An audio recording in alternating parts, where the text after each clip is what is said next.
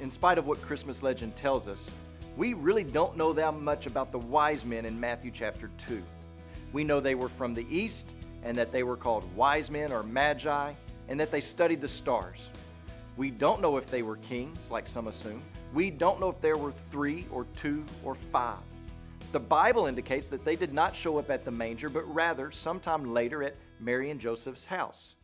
But what we do know is that they were on a desperate search to see this one who was born King of the Jews so that they could worship him. And Matthew tells us in chapter 2, verses 9 and 10, after listening to the king, they went on their way. And behold, the star that they had seen when it rose went before them until it came to rest over the place where the child was.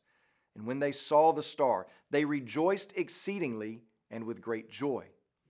So why were they rejoicing?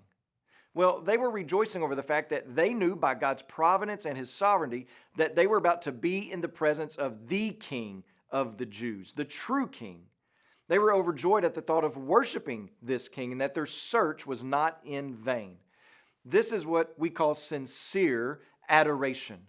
Adoration and worship is not turned off and on. It is not flipped on like a switch when you walk through the church doors. Adoration and worship is something that stays stirred up and bubbling, and when an opportunity is given to worship, you get excited about it. True worship responds to the greatness of Jesus because he is always worthy. And so worship is not about us feeling like worshiping. It's about us recognizing who is worthy of worship.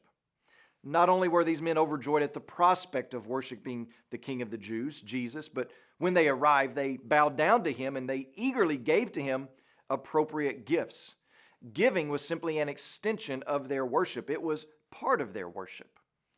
These wise men, they relinquish self-rule and give to Jesus from the riches of their life to inaugurate his rule in their life. You also need to know that when you pursue Christ in sincere adoration and worship, that you will run into those who outright rebel against Jesus and those who are educated about Jesus but apathetic.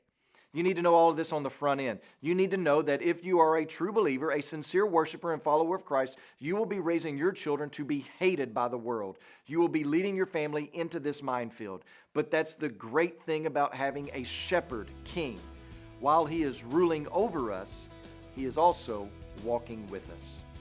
As you pray today, please remember Marco Gaspar and his family, our Changemaker missionaries in Portugal. And also remember the Hey Hey Life Word broadcast that's heard throughout Tanzania.